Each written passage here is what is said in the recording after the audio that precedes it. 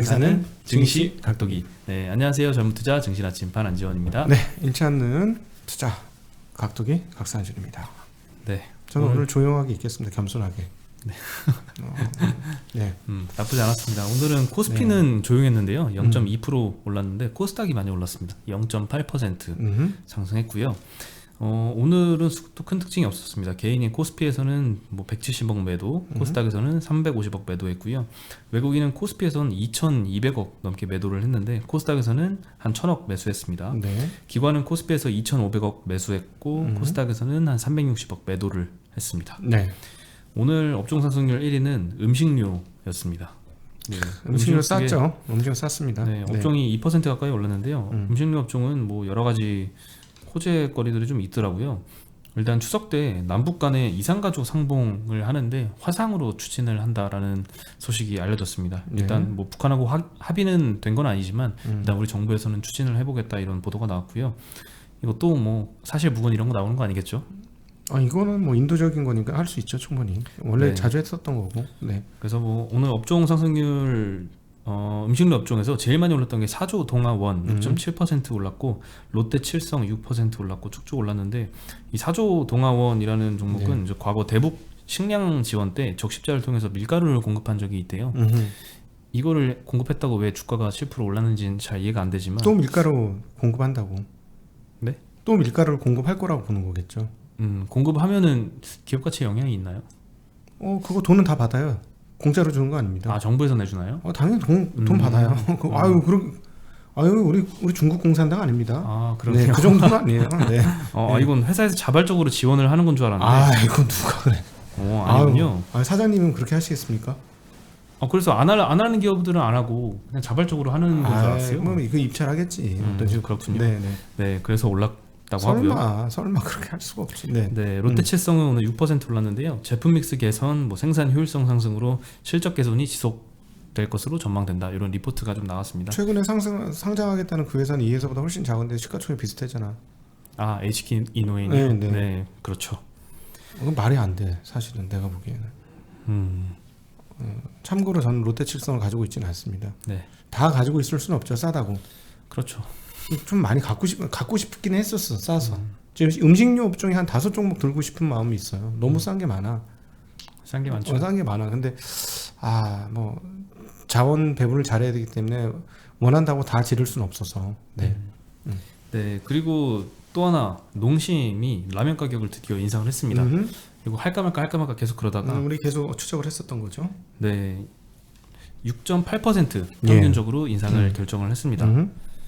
네, 8월 16일부터 신라면 가격은 7.6%, 안성탕면은 6.1%, 육개장 사발면은 4.4% 인상. 갑자기 다른 생각이 났는데 제가 어느 날 집에 가니까 라면이 종류별로 그 수납장에 완전 꽉 차 있더라고요.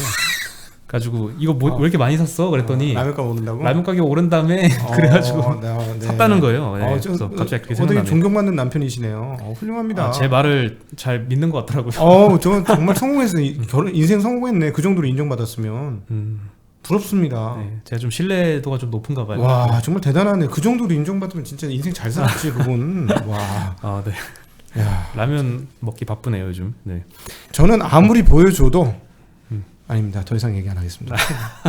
네, 그만하시죠. 네. 네, 대형마트의 봉지 기준으로 평균 676원이었는데 736원으로 조정이 될 것이다라고 예상이 되고요. 뭐 소맥, 팜유 등의 원재료비뿐만 아니라 인건비, 물류비 이런 원가 등이 많이 올랐고요. 최소한의 수준에서 인상을 했다라는 게 농심의 입장입니다. 네. 작년 7월 대비 소맥 가격이 한 35% 올랐고요. 팜유도 대두 가격이 59% 정도 상승을 해서 이 영향을 받아서 많이 올랐죠. 그리고 이상기후 여파하고 해상 운임비 상승, 이게 특히 이 원재료 가격 상승에 영향을 많이 끼친 요소인 것 같고요. 삼양식품의 가격 인상도 뭐 이미 기정사실화됐다 이런 분위기라는 보도가 좀 나오고 있고요. 관계자에 따르면 원가 구조가 타사와 비슷해서 인상 요인이 있는 건 당연하지만 내부 검토 중으로 아직 확정된 건 없다라고 얘기를 했습니다. 오늘 뭐 소맥 공급하는 뭐 대한제분 한 3% 올랐고요. 라면 가격 인상한 농심은 1% 상승에 그쳤습니다. 장초에 좀 많이 떴었다가 좀 상승분을 많이 반납하고 마무리를 했습니다. 그리고 삼양식품은 1.4% 올랐고요. 오뚜기도 2% 올랐습니다. 네, 그리고 중국이 해외 IPO 다시 허용하겠다 조금 봐주는 느낌으로 톤다운을 좀 시킨 것 같습니다. 앞서 중국 코너에서 상당히 네. 얘기는 많이 했습니다. 이 부분에 대해서는. 네, 일단 저희는 간단하게만 말씀드리면요. 블룸버그에 따르면 이제 중국 당국이 골드만삭스나 UBS 등의 글로벌 IB 관계자들을 불러 모아서 최근 단행된 규제의 목적 뭐였는지 자세히 설명을 하고 속도 조절할 것이라는 입장을 밝혔다고 합니다. 중국의 이제 증권감독관리위원회 부주석이 이 자리에서 사교육 및 온라인 금융기업 규제는 산업의 문제를 해결하고 적절한 방식으로 성장하도록 돕기 위한 것이다. 라고 설명을 했습니다. 망쳐버리기 위한 게 아니다. 돕기 위한 것이었다. 이렇게 얘기를 했고요. 그리고 상장 요건을 충족한다면 해외 증시 상장하는 것도 허용할 것이다. 이런 입장을 전달했다고 합니다. 향후에는 또 시장 변동성을 피하기 위해서 더 신중한 방식으로 정책을 도입하겠다고 밝혔고요. 중국 관영 매체인 신화통신 여기도 중국 기업의 미국 IPO가 허용될 것이다. 이런 보도를 했습니다. 사실 안 하면 자기네만 손해 아니야? 돈을 어디서 땡겨오는데? 미국 사람 그렇죠. 돈 땡겨오는 건데 미국 자본을. 미국 자본이 굉장히 많죠. 미국 자본 회사에. 땡겨오는 건데 신나는 거지 사실상. 하고 싶어도 못하는 사람들이 많은데. 네, 그렇죠. 네. 그리고 이제 지난 FOMC 기자회견 이후에 이제 Q&A를 했는데요. 여기서 주요 코멘트만 좀 간단하게 말씀드리면 일단 전체적으로 정리를 하자면 일단 고용 네. 그리고 인플레이션 등을 고려할 때 테이퍼링은 좀 아직이다. 이렇게 좀 한 문장으로 정리를 할 수 있을 것 같은데요. 네. 일단 테이퍼링을 시작하려면 강한 고용이 필요하다. 다만 물가 안정과는 다르게 최대 고용은 하나의 숫자를 목표로 하기는 어렵다. 네. 물가처럼 뭐 2% 언저리 이렇게 표현하기는 좀 어렵다라는 거죠. 그리고 보통 고용이 좋으면 인플레이션도 좋다. 앞으로 고용이 계속 좋아질 거라고 믿고 오래 걸리지 않을 것이다. 라고 했고요.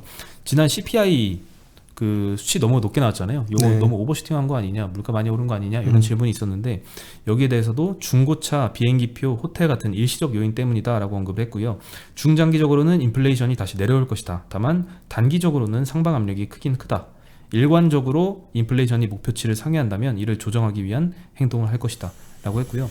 전반적으로 전망들을 보면은 이 테이퍼링을 시작하는 시점에 대해서 조금 딜레이가 됐다 이렇게 얘기를 많이 하는 것 같습니다. 네. 여기에 관련해서 한국에서 가장 강력한 뇌피셜을 보여주는 각도기 TV의 각도기는 아침에 네. 테이퍼링에 대한 이야기를 아침 방송에서 상당히 여러 번 했습니다. 네. 금리 인상 전망도 좀 뒤로 밀렸다고 봐야겠죠. 그건 할지 모르겠어요. 거의 하긴- 뭐 안 한다는 식으로 얘기를 해서 굉장히 뒤로 밀렸어요 지금. 네, 그렇습니다. 그리고 오늘 삼성전자가 이제 공식 실적 발표하고 컨퍼런스 콜을 진행을 했는데요. 네.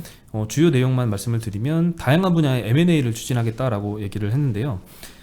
미래 성장을 위해선 전략적인 M&A가 반드시 필요하다고 생각을 하고 도움이 된다면 사업 영역 규모에 제한을 두지 않고 M&A 하겠다. 특히 AI나 5G 전장 이런 쪽도 검토를 하겠다고 했고요. 그리고 14나노 D램은 가능한 최소 선폭을 채용을 했고 EUV를 적용한 DDR5 D램은 하반기에 양산을 한다고 합니다. 하이닉스랑 좀 비슷한 시점이 될 것 같습니다. DDR5 하반기. 네. 그리고 뭐 어떻게 하면 좋아. 진짜 미치겠네. 뭐 업체들이 그렇게 만들겠다니까 아무리 우리가 전망 다 꽝이죠. 이게 레알이지. 그렇죠. 뭐 전망은 항상 틀릴 수 있고 그때그때 빨리 적응해서 수정하면 되죠. 이상하다. 분명히 2분기에 사파이어 래피드가 저기로 간다고 분석이 나왔었는데 그거 참 그러네. 빨라질 수도 있겠지. 만약에 이제 CPU가 공급되면 같이 따라가는 거니까. 어디 다른 데 거 쓸 수가 없어요. 얘네 거 쓰던가 마이크론 거 쓰던가 밖에 없으니까. 네. 그래서 뭐 이 DDR5 램은 원가 감소폭이 더 클 것이다라고 언급을 했고요. 연간 스마트폰 출하량 절반 차지하는 게 베트남 공장이잖아요. 여기가 네. 좀 코로나 타격 굉장히 많이 받아서 굉장히 지금 이 어렵죠. 관련된 질문도 있었는데요. 여기에 대해서는 협력업체 가동 중단으로 생산에 영향이 있는 건 사실이지만 인도나 한국으로 공급을 이원화했고 그리고 추가 공급처를 확보를 해서 영향을 최소화시켰다라고 합니다. 7월 안에 정상 운영이 가능해 보인다라고 언급을 했고요. 7월 며칠 안 남았잖아요. 이제 네. 뭐 8월부터 잘 돌아간다 뭐 이런 뜻인 것 같습니다. 그러면은 관련 밑에 부품단에서 한국에 있는 부품단 지난번 우리 한번 언급을 했었던 내용인데 진짜 좋아질 수도 있겠네. 진짜 좋아질 수도 있겠어. 스마트폰 벤더 쪽이요. 네, 벤더 쪽에서 베트남 공장이 있더라도 한국 공장이 굉장히 큰. 그러니까 가동률이 예를 들어 평소에 한 70%, 80% 하던 애들은 100% 넘어갈 수도 있다는 얘기지. 예, 게다가 지금 폴더블 폰 공개 예정이잖아요. 네. 다음 달 11일에 갤럭시 폴드 3, 플립 3 이 공개 행사를 앞두고 오늘 홍보 영상을 공개를 했다고 하는데 BTS가 깜짝 출연했다고 합니다. 그래서 BTS가 과연 다음 달 정식 행사에도 출연을 할 것이냐, 이것도 기대가 되는데요.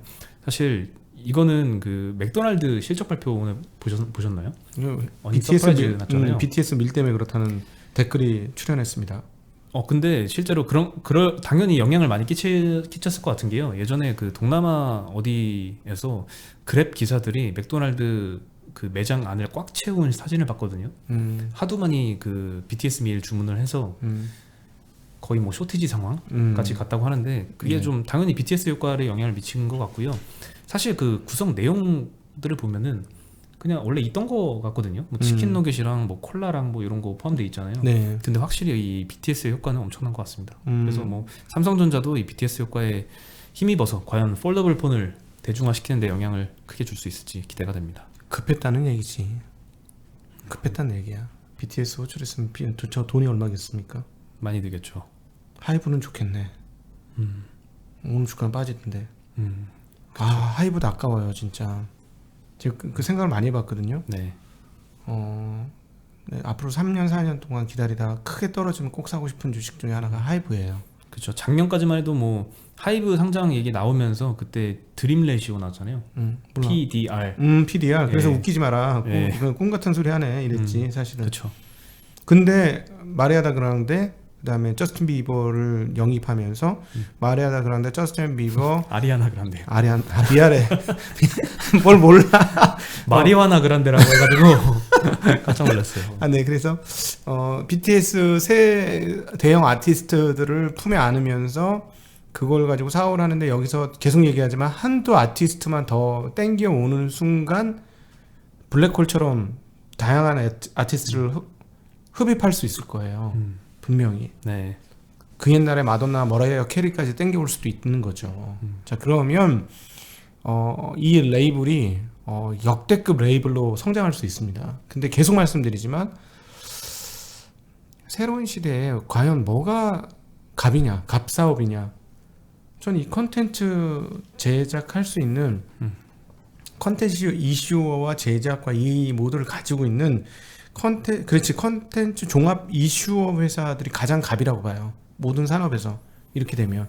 그러니까 즉 컨텐츠가 브랜드화된 컨텐츠를 가지고 있는 걸 얼마나 많이 담지하고 있고 이것들로 뭔가를 만들어낼 수 있는 얘네들이 어마무시한 부가가치를 창출하면서 굉장해질 것 같거든요. 네. 근데 제가 보니까 하이브한테 그 모습이 엿보여요. 그래서 한 10년 길게 10년 이상 투자할 기업 중에 하나로 하이브가 자꾸 보여지는데 일단 제 평소의 기준 밸류에이션 너무 비싸다. 그래서 쳐다도 안 보고 있었는데 밸류가 더 높아지더군요. 그래서 그렇죠. 한번 3년 안에 한번 어떤 식으로든지 한번 문제는 생기겠지. 하이브 주주들한테는 죄송합니다. 밑에서 입 벌리고 있겠다는 소린가요? 오면 먹고 안 오면 안 먹고 뭐 알겠습니다. 네. 네, 그리고 현대차하고 LG 에너지 솔루션하고 인도네시아에다가 5대5 지분으로 합작법인을 설립했다라고 소식이 있었는데요. 11억 달러를 투자를 해서 이르면 다음 달에 착공을 하고요. 2024년이 되면은 연 10기가와트시 생산 능력을 확보할 예정입니다. 전기차 15만 대에 탑재할 분량이고요. 동남아 지역에서는 배터리 공장 설립으로는 아주 처음 있는 사례입니다.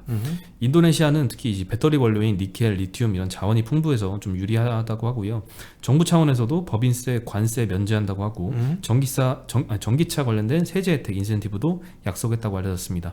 이번 합작사 설립은 또 여러 국가의 또 승인을 받아야 되는데 중국 승인이 좀 관건이었나 봐요. 근데 중국이 결국에는 승인을 해줬는데 관련해서 우려를 했던 게 이 인도네시아에서 얘네들이 합작법인 만들어서 여기서 배터리를 생산을 하면은 이 배터리들이 중국 시장까지 넘어와서 영향을 줄 수 있다 이런 우려가 있었는데 거기에 대해서 해명을 잘 했다고 합니다.